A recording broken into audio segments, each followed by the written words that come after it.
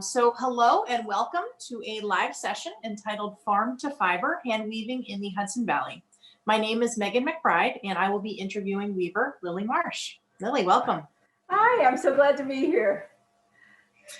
So Lilly, I'd like you to introduce yourself and give us some background information on your development as a fiber artist.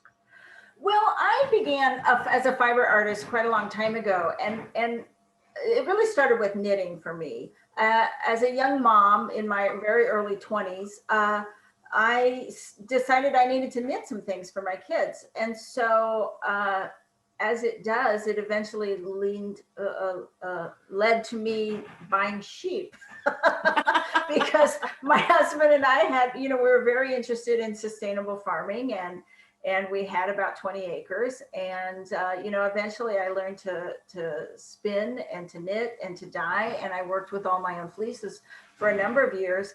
And I learned to spin, and that led to weaving for me, because the people who were spinners in my town were all hanging out with the local Weavers Guild. And so, every time I went to the Spinners Guild meeting, they would all say, we need to teach you to weave.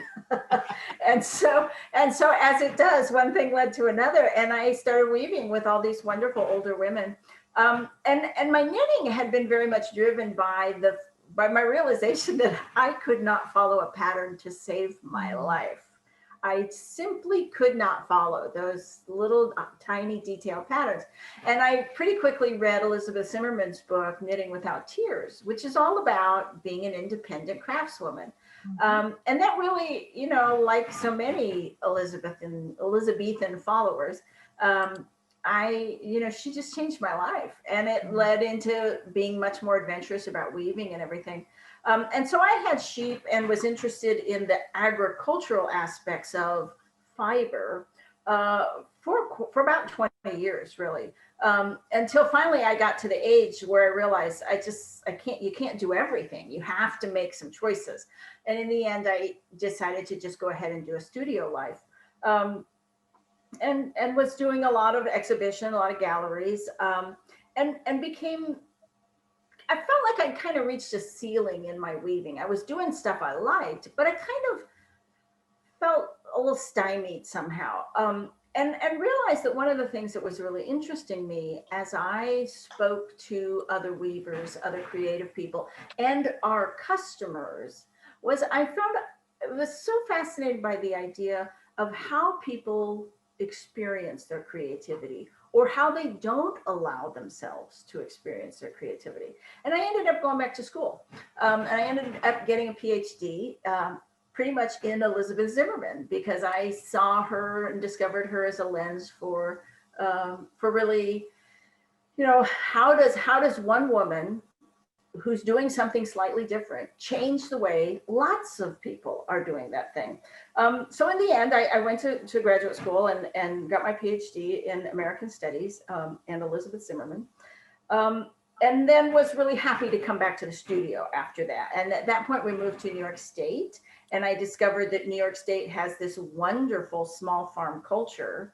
And this here in the Hudson Valley, this tremendous community of farmers / artisans / artists that just didn't exist back in Indiana. And so I was just amazed to find that so many threads, my creativity, my interest in fiber, and my interest in farming, and farming as a source for my fiber life, really was coming together when I came back here to the Hudson Valley.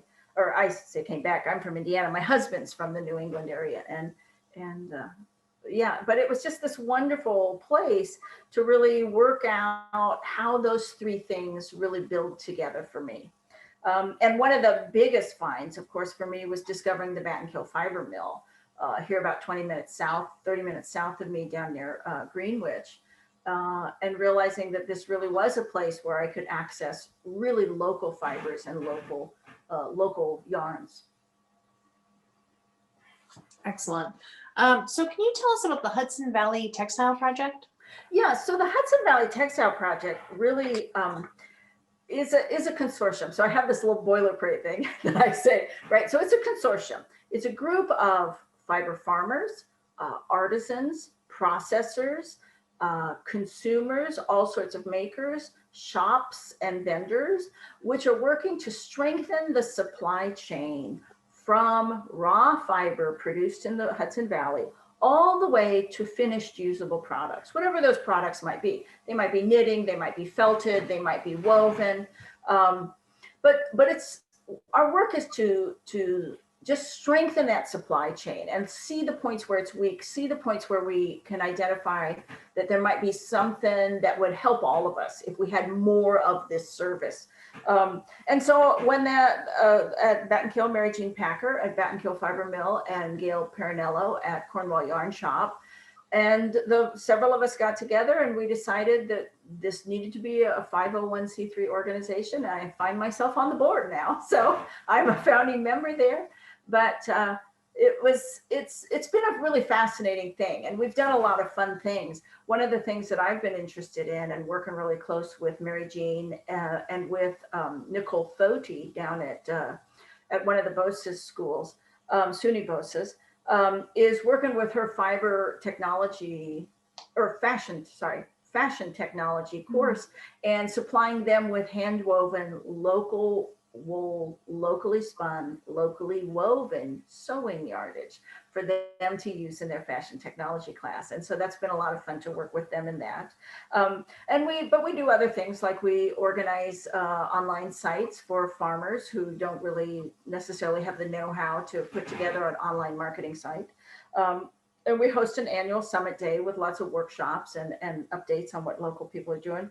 One of the big things we've done is to organize a study trying to identify how we could get a scouring plant here in the Northeast, because right now there's only one scouring plant for wool in the United States.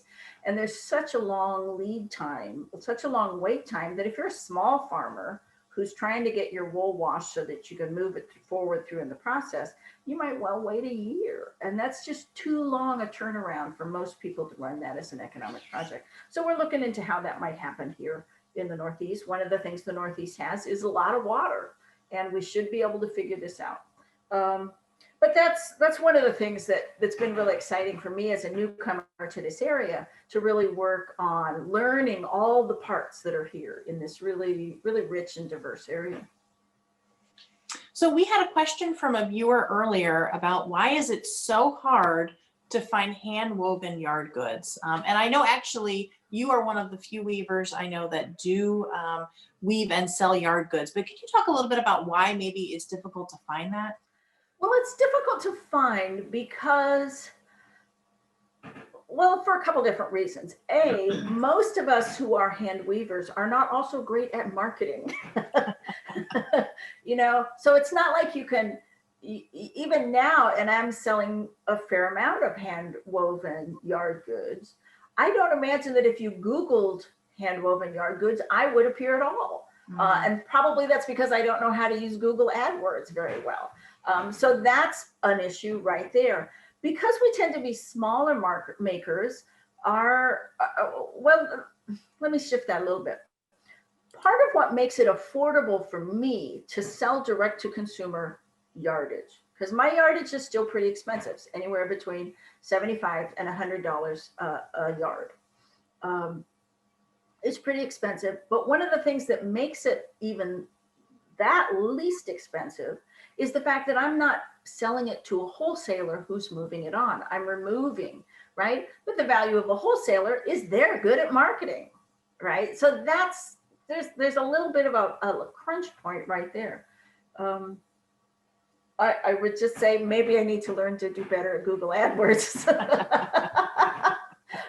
But I have to admit, even now, I am so busy weaving. I have so many projects backed up. I am looking for another employee, for heaven's sakes, you know?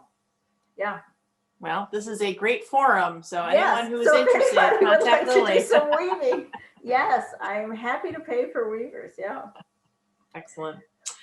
So you mentioned, I should have made an ad. I should have held up an ad, help wanted sign.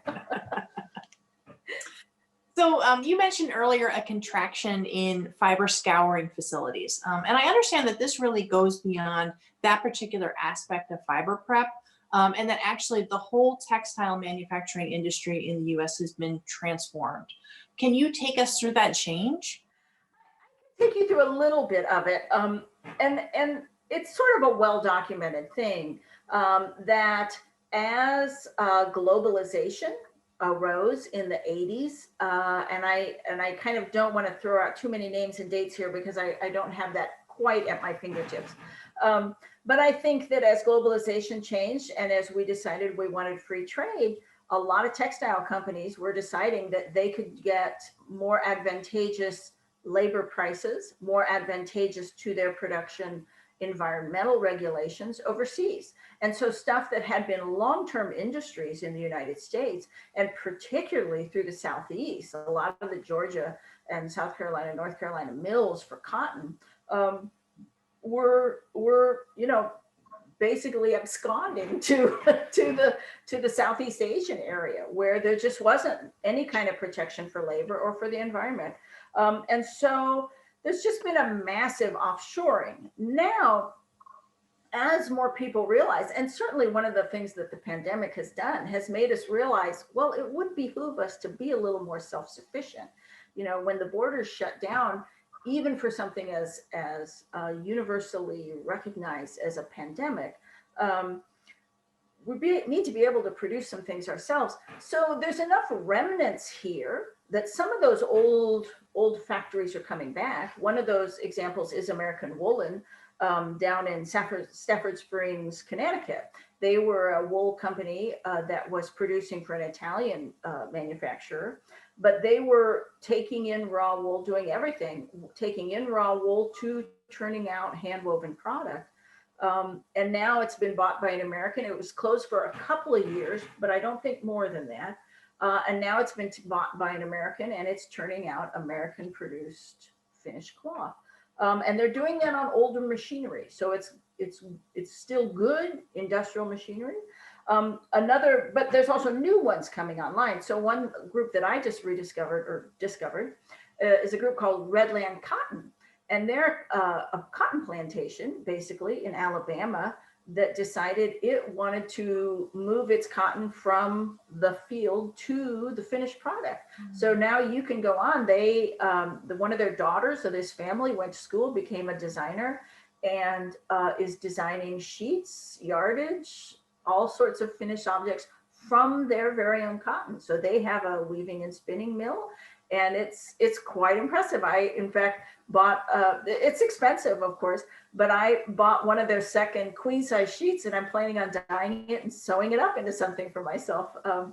Just so that I can, I've got American cotton from Redland Cotton, but it's a new venture. It's a small venture, but it's sort of pointing the way that there's interest. There's economic prospects for this. So that's the sort of thing that really is coming to, what did they used to say? They used to talk about horizontal and vertical economic development. And these are small farmers or mid-sized farmers who are deciding they can just do a lot more with their product.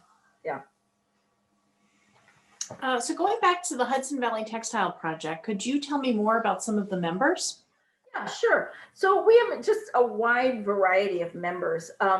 We do, because it's here in the Hudson Valley, so we consider our range everywhere from the upper Adirondacks down to New York City, and pretty much all the counties that touch on that, right?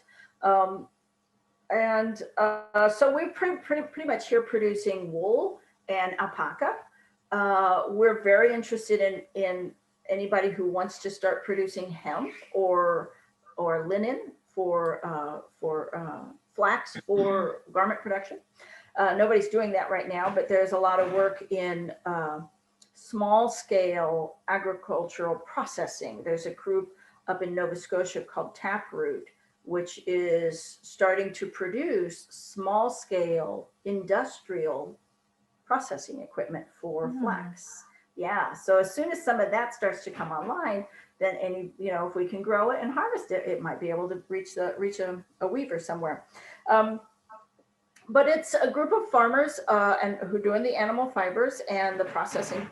I've worked myself with a number of these people. So I work a lot with Blue Pepper Farm, which is an East Frisian dairy sheep farm up in north of Lake Placid in Jay. They approached me to do some weaving, and we worked with Battenkill Fiber Mill. And now for several years, it's been so much fun to go up there and head their skirting team every February. That was quite a surprise to shear north of Lake Placid in February. Last year, it was about 20 below the entire day. Holy mackerel. We all of us had several pairs of boots, and we kept everything in the house, and we would run back and forth to put on warm shoes. It was so freaking cold. But they produce lovely fiber that I just adore. It's one of my favorite fibers, this East Frisian dairy breed. And Tegan and Eric Frisino of Comfort Cloth Weaving, they're other members, and they work with a lot of wool. I understand that they've just purchased a whole clip from a local Romney breeder, and they're in the process of turning that into their studio yarn. Crazy Legs Farm is a local farmer in Fort Edwards, Norma Johnson Glacy. I wove for her this year. She is a longtime breeder of very nice Romney sheep. And she had me turning out all sorts of shawls and scarves and blankets for her sales at farmers markets. And so that was a lot of fun. It's so much fun as a weaver to be able to just really delve and dive deep into what can I make with this fiber. But there are lots of other people. Carol Foster of Foster Sheep Farm. She has a yarn shop, and she produces the most amazing botanical dyeing this year. She showed a picture on her Instagram site, and it just made me want to go out and buy all new clothes and repaint my house. The colors were so amazing. Cece's Wool in Guilderland, New York. She produces a wide variety of items for her wholesale and retail shop out of her sheep.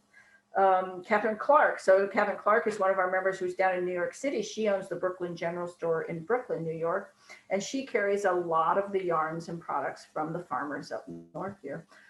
So it's just a really wide variety of projects and people who are participating in this. I would love to learn more about your process. So could you tell us about your studio and your looms? Sure. I have basically two studios. I have my main studio is at my house, and then a smaller public studio face at the Shirt Factory in Glens Falls, which is a converted industrial building. And I have these two studios because at my house, I have space for my big looms, which are two AVL looms. The small one at the house is a 60-inch wide mechanical Dobby loom with 16 harnesses. And the big one is a 72-inch, 24 harness industrial Dobby loom that runs on compressed air. And we're really fortunate in that our house is situated so that our solar panels can completely capture the power to run this. In fact, we were realizing this year, this is about the third year we've had solar panels on the house, that actually our meter is starting to run backwards. We're starting to be a net producer of power, which is so exciting to us. We're not off grid, but we are producing energy for the grid and not using as much as we produce. So that's pretty exciting. I use those two looms for most of my production work. But at the Shirt Factory, I have a smaller, a 42-inch folding Dobby loom. It's a 16 harness. And I use that for sample work. It's a little bit smaller. It's a little easier to get things on and off that pretty fast. And I also do a lot of dyeing there. Because of my house on a septic system, I'm really not comfortable dumping a lot of dyes into the local groundwater. And the fact that it's in this industrial building means it is actually hooked up to the industrial sewage. And I feel pretty good about that. So that works really well for me to have these two places. I also have a part-time employee. I would like another one. Angie's becoming a great weaver, and she works also at Battenkill Fiber Mill. So it's been really exciting to watch her as someone who is not a fiber person, but who has worked for years at the spinning mill, suddenly understand how what she's doing translates to what I'm doing. And so she's always telling me hilarious stories about the other people at the mill, wondering, why does it make such a difference that this happens? And she can suddenly now no, that's important. Don't let that happen. It's just a lot of fun. It's a lot of fun. And it's also helpful. One of the things someone asked me about how I can be so efficient. And one of the big things is that every single one of my looms has 2 back beams, so that I am always ready with the next warp, right? So as soon as something is coming off the loom, I have a beam ready to go onto that loom and ready to start the next project. So there's always projects stacked up in my studio that way. So is it just an extra beam, or you actually have a 2-beam setup on your loom? So on my big industrial Dobby, I have a 2-beam setup. On my PDL, the 60-inch, it can only hold one of them, but I beam my warps off loom. Got it. Okay. Yeah.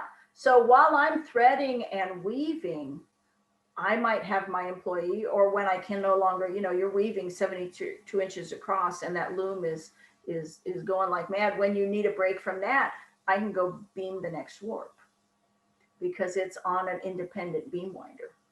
I would never have thought of that. I love it. It is so nice, because don't you find that in a project, over the sort of the life arc of a project, that getting done, if you don't have something already started, sometimes there's a couple days where you're just not doing anything. And when I have projects backed up for people paying me, I can't let that happen. I have to have the next one ready to go. I have to keep moving. So, but those double back beams are just super efficient for me. So that's a great segue. I want to talk about the types of projects that you work on. Yeah, so primarily my work, I have 2 different sort of streams to my work. The biggest one is doing commission work for the local farmers, right? So that can be local farmers who have wool that they want to do something with, and they have avenues for sale. They either have on-farm shops, or they have farmers markets that they feel like that's a good market for them. Or I have designers who are approaching me more and more now who want me to source local wool for them and advise them about what kind of yarn that should be to make a blanket. Because a lot of designers will look and see a blanket as a sort of canvas that can hold a pretty picture, but they don't really have any sense of how does that work as a woven thing? How do I turn that into a woven thing? So I'm doing a lot of that sort of thing right now. So I'm doing a lot of commission work that way. And I like that work because, as I said earlier, I'm not that good at marketing. I like playing with your wool and then sending it off to you so that you can have the fun of selling it. But I also do I find that it's really good for me to do a few things for retail, because those tends to be the place where I get to experiment, where I get to see, how does this really work out? How does this idea work? Can I scale this up? If I can do it on 1 blanket, how does it work to do it on 10 blankets? How does it work to do it as yardage? And so I find that that's a really valuable place. And I think that all of us need a place where we can completely screw up, because otherwise, where do we learn things? Right? If we're not pushing that edge of, oh, that failed, that didn't work, then we don't ever really get to that place where we're really learning new things. So right now, one of the things I'm experimenting with is a wool hemp yarn that is spun at Battenkill to see if I can't make a lighter summer weight kind of sewing yardage.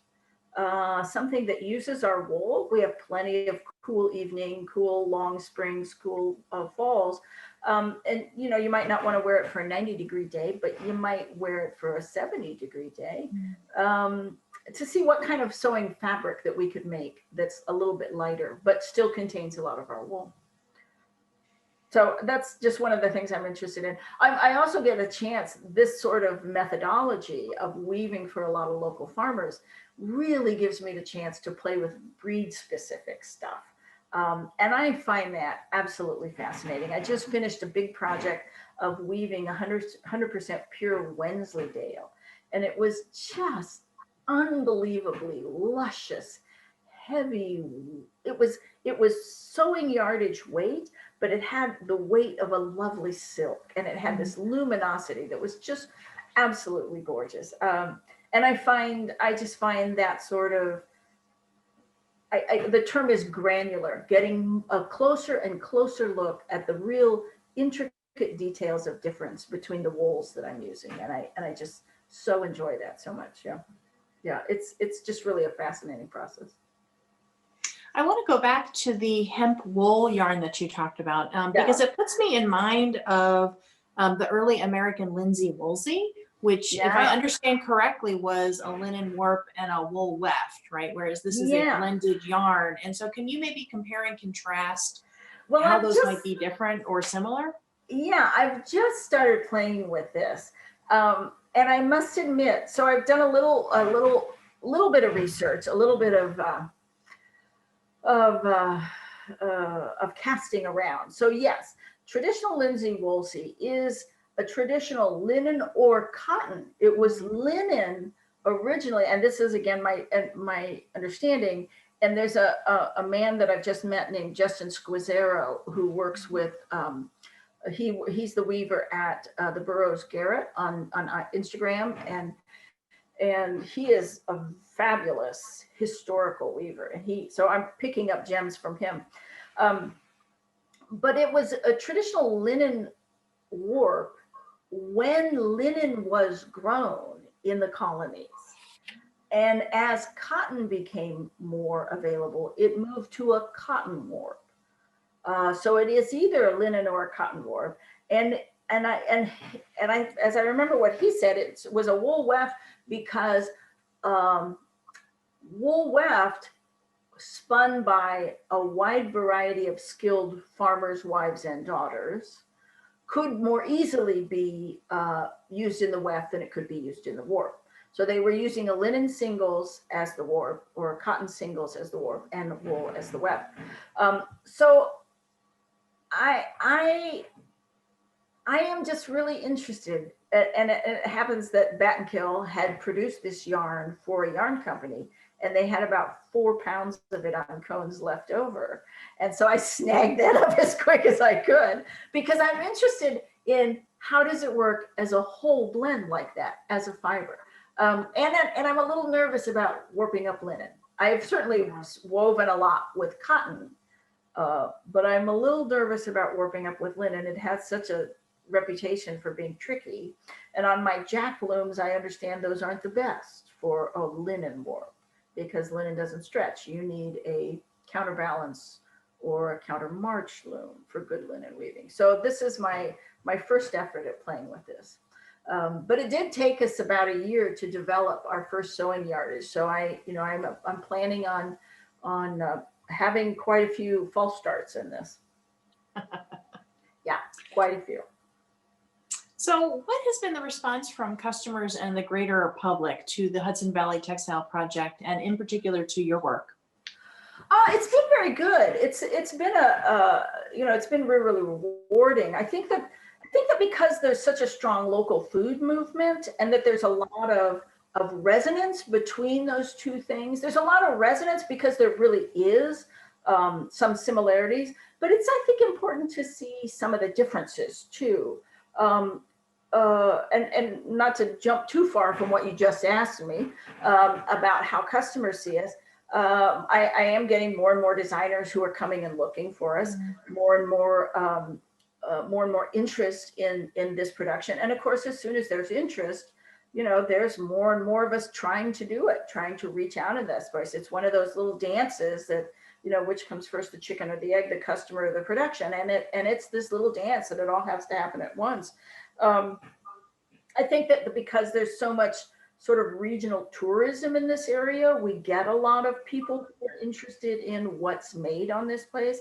I think back in Indiana, where I'm from and where I was first a weaver, there just isn't farm tourism like there is here. We're in Indiana, that is huge commodity crops as far as the eye can see. And nobody's going to go out there and buy their little handcrafted basket of soybeans because, they're not that interesting. But here there's just such a nice blend of, I almost want to call it landscape tourism. People come here because this land is so interesting, either because it's got mountains for skiing or rivers and lakes for canoeing or farms to walk around and see. I mean, people come here because the land is so interesting. And because also there's such a long industrial tradition here. You go out on any bike path down through Glens Falls and you're passing old mills from the 1880s. You know, there's almost a blend of both of farm and industrial history here that's just really super powerful. I mean, this really is, you know, on the East Coast, we have these major centers of population that are still Yes. within easy driving distance of agriculture, right? And it is a little bit different from the Midwest in that sense. Yeah. And I think in the Midwest, there's not the tradition, I think, of people coming out from the city to relax in the country. There just isn't that tradition. I mean, it's still, most of us escape the country to go live in the city in a sense, you know, and so there's just not that tradition that exists here of summers in the country. I think that's powerful. So what are some of the challenges of trying to work within a local supply chain? Oh gosh. So as soon as you start attaching your work to the agricultural year, trying to explain to a designer that this is not a push button operation. I have a designer right now that I work with. He's very, you know, it's a promising project. But, you know, he asked me if he could have if he could have finished yard goods for his winter collection. And he doesn't have wool yet. So it's kind of hard to explain to him. You got to wait till shearing. Did he mean next winter? Because that's doable. He means this winter. He means this winter. And I'm thinking, oh, honey, you're going to be lucky to have it in your hands by August. Yeah. You know, this is tied to the agricultural year. And it's also true that not only is it tied to the agricultural year, we're still a small enough scale economy in the local fiber production. The people who are producing really good wool, someone like Norma Johnson Glacy, or someone like my Blue Pepper Dairy, right? They're interested in producing good wool on their dairy sheep because they are already interested in doing something with it, right? They're not selling me their clip every year. They sold me their clip because they had some kind of a small family farm contingency one year that made them say, okay, we can't do this project this year. Lilly, do you want to buy all the wool? Right? So you have to find the good wool. You have to get it to the processor. It has to go through the processing. You have to have a timely decision on design, because that all needs to happen before it's spun. If you buy a clip of wool and you don't know what your designs are, you don't know how much of it do you want dyed? What weight do you want it spun at? So there's all this sort of front-loaded stuff before 6 months later it hits my loom, right? And then there's weaving time. So that's the biggest problem with the local wool production right now. I cannot go out and just buy a bunch of local wool that's high quality. I can buy a bunch of not that high quality wool. But I can't buy a bunch that's high quality. And, it enters the stream, which is slow enough to, it takes a little bit of time to move it through there. And that's really hard to explain to somebody who's used to calling up, a Southeast Asian mill and saying, I want, 10,000 pounds of cotton in this weight fabric. Yeah. So that's one of the biggies. That's the biggie.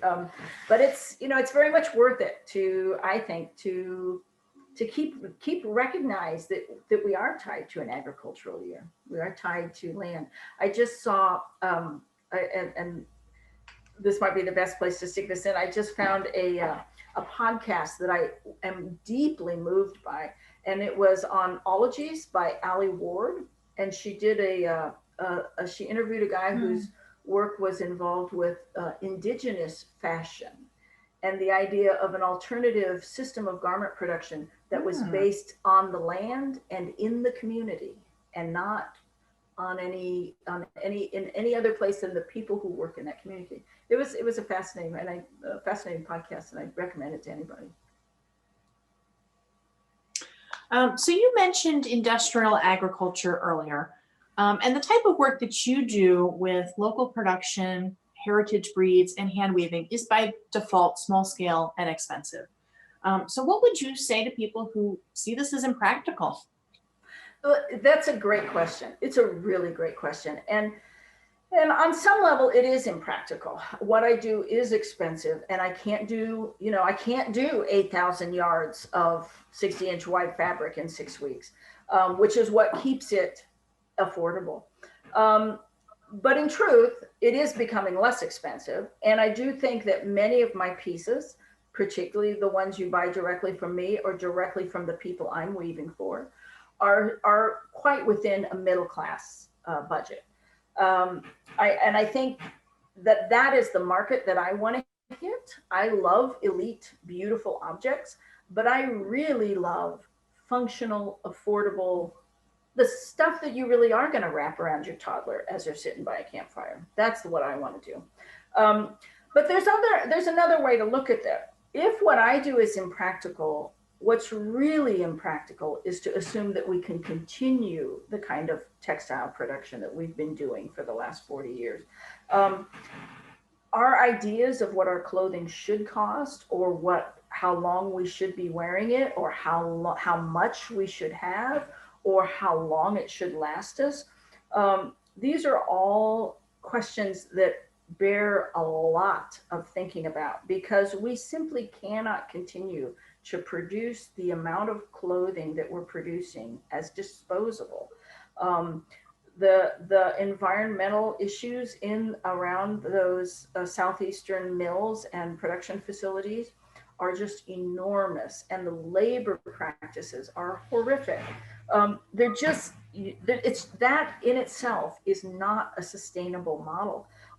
One way to look at that is to understand that those of us who are on the high end of the consumer's market for clothing are buying a huge, enormous amount of disposable cloth, wearing it very briefly, and then letting the rest of the world use it as waste. And that's, the rest of the global population is wearing the clothing we throw away. And so that in itself is not sustainable. So if we're going to talk about impracticality, we kind of need to recognize that that's something that needs to change, because in itself is super impractical. And people are beginning to talk about what could be different, what are alternative modes. This podcast that I was listening to about the indigenous fashion production was really all about how did pre-industrial societies produce their clothing, and what did they think about their clothing. But people, even who are not tribal, who are not indigenous peoples, are casting about. People are starting to talk about what is a capsule wardrobe, what is a personal uniform. The idea that you might have a very limited number of clothes that you wear over and over again, and that you think about differently. You think about dressing something up with a nice accessory, but it's still the same basic outfit that you're wearing. And I think in that sort of thing, local production is very practical. There's nothing more durable and timelessly able to be styled than wool fabric. People in the end, I was reading one of my favorite mystery writers, and she was talking, said in the 19th century, how many women, when they started to ride bicycles and started to have a more independent life, took their father's old suits and had them cut down for themselves and wore this beautiful old wool cloth to have their own adventures in. And I just thought, wow, what a way to think about the durability of cloth and the heirloom quality of cloth. But this is sort of what the Hudson Valley Textile Project is attempting to produce, this sort of change in the way of thinking. So in one sense, we're working on producing two different things. We want to produce the finished object that someone can buy at the farmer's market and love. But we also want to produce a change in the way people are thinking and interacting with their clothing and with their, items of home decor. And so much of what really can transform a culture can come from changing the way individuals think and feel about something they've been doing for a very long time. And in fact, I have to go back to Elizabeth Zimmerman. That's exactly what she did. She changed the way American knitters thought about how they were doing their work. And that's caused a huge change in the way American knitters exist as a community. And there was actually a particular quote in my research that just made me see this so clearly. There's a scholar named Francesca Bray who did a lot of work on Asian fabrics. And she talked about Mahatma Gandhi. And I don't know how many people are super aware of the ins and outs of what he was doing to achieve Indian independence. And I am by no means comparing myself to Mahatma Gandhi. But one of the things he did was his rebellion was a consumer rebellion. He was trying to get cotton production back into the hands of Indians and out of the hands of the British colonialists. And one of the things he did was he learned to hand spin cotton because it had been illegal for a very long time, made illegal by the British to hand spin or weave cotton in India. The British Empire's whole goal was to buy the entire production of cotton, ship it to northern England where their mills would produce the finished cloth. So they took production out. But Gandhi built himself a charka wheel and he taught hand spinning. And what Francesca Bray talks about that was that by no means did he think that hand spinning cotton was going to clothe all of the Indian population.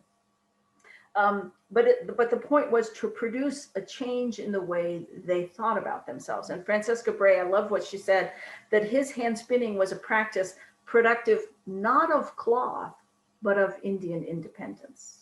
And I think that's the way to think about what the Hudson Valley Textile Project is doing. We are producing cloth. We're producing great cloth, but we're also trying to produce a new way to think about your clothing. So what advice would you give to weavers who work primarily with standard commercial yarns and want to get more into the farm to fiber movement? Well, I would just say, I think as weavers, we tend to be pretty careful. Particularly if you're beyond the absolute beginner stage, right? If you're at some intermediate, or even master weaver stage, you tend to go with what works because as weavers know, this is a long process, getting something from the spool to the thing you hold in your hand, there are so many places you can make mistakes. And the truth is, you just need to be brave about making mistakes. You need to learn to think that there are ways so that when you get that spool of 8-2 cotton, and you know what that means, in the case of farm to fiber, you need to investigate what that means, right? You need to understand exactly what it is on that spool. And I think that that's something that we don't learn as weavers. We tend to say, oh, 8-2 set at this, treated this way. And instead you need to get your spool or get your cone or your skein and look at it and start to investigate. What can I do? How can I analyze this? This is like a whole area of weaving that we don't talk about. Like, how do you measure yards per pound? How do you verify that? How do you know if something's on a cone, it's usually been steamed on that cone, so it's a little bit blocked. Anybody who's tried to work with the difference between a weaving yarn and a knitting yarn, those are finished very differently at the mill.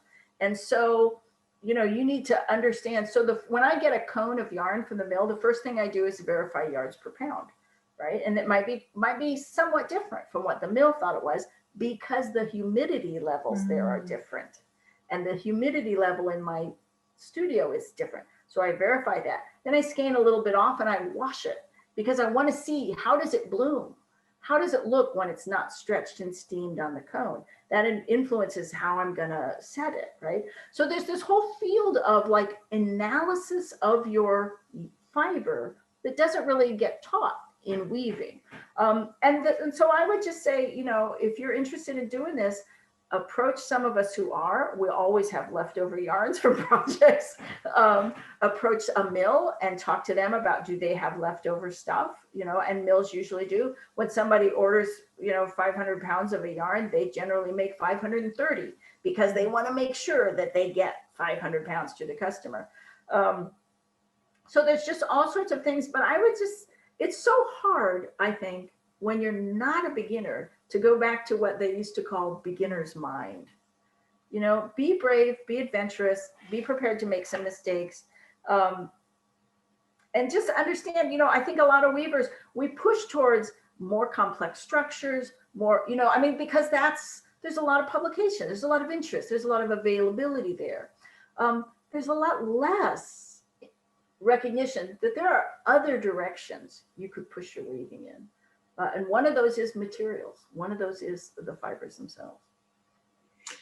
It reminds me a little bit of some of the features in the weaving magazines, you know, called something like Yarn Lab, right? Where they'll take a yarn and investigate using it in different ways. Yeah. So I wrote an article for Ply Magazine, and I'd be happy to make that available to anybody, where I bought, so this whole project that I did, which was handed it to me because Blue Pepper decided to sell their entire clip to me, and I just jumped on that. In fact, I have pictures of meeting Tyler Easton, who's the one of the owners of Blue Pepper, at an exit on 87 here, when he had all the fleeces in his car and we're throwing him into mine like it's some clandestine drug operation, you know. In a gas station with people coming and going, we're just throwing fleeces between vehicles. And you know, deciding, okay, this is what I'm going to have spun. Now you don't need to start from the raw fleece. You can start, it's better to maybe start a few steps ahead. I started from the raw fleece and decided that what I wanted was a 2-ply blanket weight, but a singles that could be suitable for sewing yardage. And that's what I did. I had half of it spun, well, all of it spun as the singles, half of that saved and put on cones, and then half of that plied so that I could weave more finished objects with.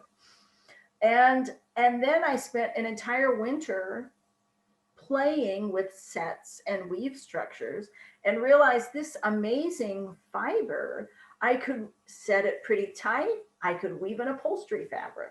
If I started loosening it and playing with different weave structures, I could make sewing yardage. If I played with it a little more and set it differently, I could make blankets, heavyweight blankets. I could make, you know, a really soft wrap that could go around with more drape, more hand than the heavy blanket. And just realizing, holy freak, you know, I can do anything with this. And it's sort of just going ahead and using everything I already know about how do I make choices about set? How do I make choices about how different to pack? One of the things that was fascinating was realizing that when I really focus on materials, I start to understand way more about how my loom is adjusted, and way more about the difference between a slightly warp faced fabric and a slightly weft faced fabric and a very perfectly balanced fabric. And that there might be times when I want to make any one of those choices for what I'm doing. So it became just fascinating to just take this one fiber and what, you know, just like open the Pandora's box of what are all the things I could be doing with this fabric. That is such a really positive view on that, right? I think a lot of weavers can be a little more conservative because there is a financial consequence to getting things wrong, right? Right. You know, if you're working with a commercial yarn, you know how it's going to behave. You can look up a recommended set, right? You can find reviews. And, you know, those commercial yarns are in many cases not cheap. I think a lot of viewers would be surprised to learn. You know, Yager spun Zephyr, which is a yarn that I really love, is $100 or more a pound, right? Yes. And so when we're talking about some of these really small volume, small batch yarns, right, where you don't have a review, you can't look up a set, and you're talking about a really big financial investment to get enough yarn for a blanket, I think you can understand how some weavers would be a little nervous about that. Oh yeah. I don't mean to imply that that is not, you know, it helped that I knew I could play with this yarn because I was writing this article for Ply. Mm-hmm. That this was actually a project for me, right? That was gonna pay for itself a little bit by writing the article. But I think also we do And you know, people ask me all the time, what's the difference between weaving and knitting? And I want to say waist. Waist is the difference. Yes. Because, you know, there's a 45-inch full width warp waist on my big loom. That's a couple of pounds. And when the prices that I'm paying at the mill for custom made yarn is $40 to $50 a pound for that yarn. And so, yeah, I'm very aware that I'm throwing out $100 worth, you know, every time I warp that loom, I'm throwing out that much. And that doesn't even include the little bit of waste you have on the tail end of a bobbin, and the, you know, where some threads broke and you got to cut that in, and you got to, you know, just all that stuff. You know, it is expensive, and it is smart for weavers to really think about the finished product, and in that sense play it safe. And that's why I have to, you know, I feel so lucky to have the sort of system that I have, where I can work pretty conservatively within my skill set for the farmers and designers. But I have this little place where I can, you know, like completely screw up, you know, and experiment. And I can play with, how would a networked threading work here in this heavy blanket? What if I wanted, you know, I know that I can do Atwater Bronson lace at this fine set with this fine thread. What does it look like in a heavy blanket weight yarn? Does that make a nice throw? What does that do, you know? So then that gives me that little place where it's, you know, experimenting is the name of the game for me. But it also then lets me say with confidence to that larger, more profitable area of my work, to say to farmers, hey, you know, if you're interested in lace work, here's a very cool thing I can do for you. Yeah. So it's, yeah, it's, you know, if any of us look back to the things we wove when we were beginners, if we were brave enough to keep those things around, because they could be kind of horrifying. I remember the first thing I wove on my little baby wolf, my little shocked baby wolf, was this gorgeous deep red knitting yarn merino. It was like a cabled merino, which was a horrible knitting yarn. Or no, it was a great knitting yarn. It was a horrible weaving yarn. And I still have that around because, you know what? I learned a lot. I learned a lot doing that. And I think that you have to, yeah, you just have to be brave. You have to be brave. You don't need to start with the raw fleece. Buy some local wool and make one scarf out of it. See what you can do with it. I find it endlessly fascinating, and it is nice to be able to have that place where I can sell what I know I can make. And then here's this little space where I get to play. Yeah. Lilly, this has been a really wonderful conversation. Would you like to share your web address? Because I know you do have some yardage for sale. You are looking for an employee. So how can people find out more about you? Yes, sure. So you can find me at www.lillymarshstudios.com, or on Instagram as Lilly Marsh, or on Facebook as Lilly Marsh Studio. So although three of those places, I sometimes think I am just amazingly good at social media, and then I meet people who are actually good at it. Yeah, not me.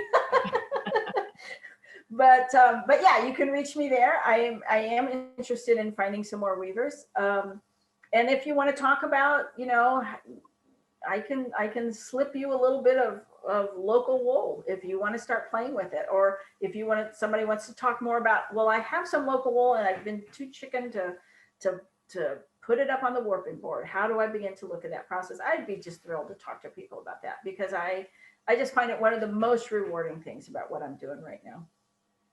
Excellent. Thank you so much, Lilly, again. And for everybody who's watching on the live stream, please do check out the Weavers at www.hmwg.org/show. You can submit comments via the button below the live stream. So comments, questions.